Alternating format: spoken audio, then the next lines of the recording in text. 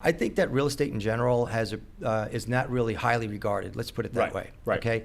So therefore, when you have the opportunity for these jurors to say, "Let me get back against this greedy industry," or whatever it is, they're guilty. You know. And one of so the thing was they felt that the way NAR sets it up through the MLSs is that they set it up so that commissions. They were basically fixing commissions. That's where the antitrust comes in. And that, you know, as an industry, we were conspiring to control commissions. Right. But that's not true at all. I mean, commissions are always negotiable. Yeah, right. But I got to tell you what I think happened. And no one's talking about this. Right. And I have no idea why no one's talking about it. Yeah. Because you got to go back into the history. How did it happen? Right. How were they so vulnerable that this could even happen? Right. And the way it happened was 20 years ago. There was another lawsuit that was won and NAR lost that created this issue of buyer's agency. So what does that mean? That means that 20 years ago when you listed your house and you listed it with your broker, your broker put it in the MLS. Yeah. When he put it in MLS and he put it out there to syndicate it for other brokers and agents to sell that property, to help them sell the property. Right. Because, you know, MLS was now now it was updated. It wasn't just your sheets anymore. It was actually online, all that stuff. And but even before that, when it was just the books, this is how it worked. Right. So that when that agent made their offer, they found a buyer. They advertised they had their buyers. They saw that listing on MLS, and they made the offer. They were acting as the broker's agent.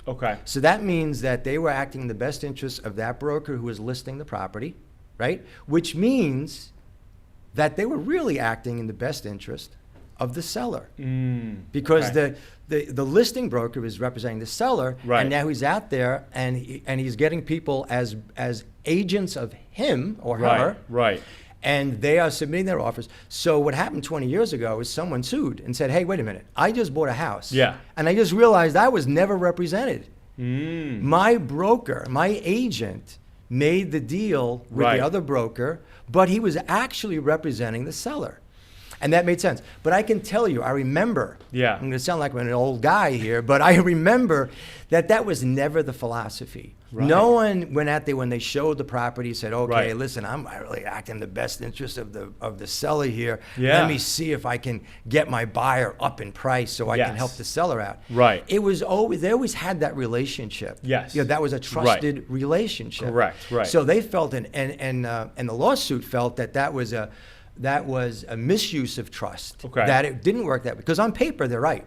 On paper, 100% they're right, and there had to be a change because it really shouldn't be listed as and signed as a broker's agent, listing broker's agent, if you're really representing the person who's coming in to purchase it. So there was no conspiracy at the time. No one felt that, no one was taking advantage of anybody. That's just how it worked.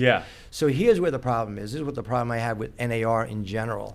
Because a lot of times they do things because they just want to keep membership up. Because when you keep membership up, you keep dues coming in, they're all going to get paid. You know, Goldberg is out now, but he was getting paid, what, $1 million a year or whatever, just to be whatever. Plus, that's a light number. But so they're always, you know, they're trying to, you know, it's a tough, you know, needle to thread here because it's a slippery slope almost. It is because you're advocating for your agents, but you're really advocating if you're NAR for the association. You're advocating for the association, but you also have a responsibility to the clients, to the public. You do. So that's where the slippery slope is. So when this happened, and they sued, it created buyer's agency. So now that same buyer is signing a document that says that agent is his agent. So the buyer's agent is making the offer as the buyer's agent. So that agent is making the offer as a buyer's agent.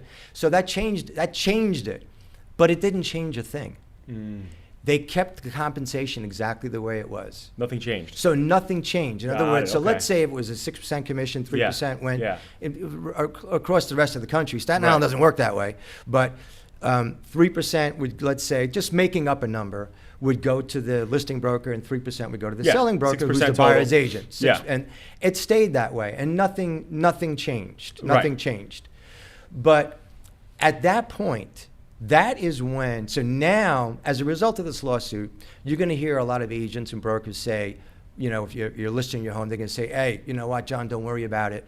This Yeah. is not going to be settled for another 2 or 3 years. Right. It's down the road. Don't worry.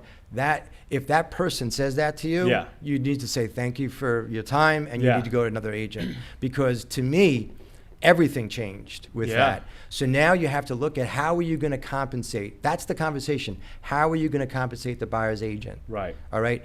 Because it really should be a decision of the seller, not of the listing broker. Right. The listing broker Right. shouldn't be saying, this is, okay, you're giving me 6%, I'm doing 3 and 3. Right. As a broker's agent, they could do that. Right. It was their commission. Yeah. Right. And they were sharing that commission. That was split. And Right. the other person who came as Right. an agent of that broker, Yep. they could do whatever they want, as far as Totally. I'm concerned. Yeah. All right?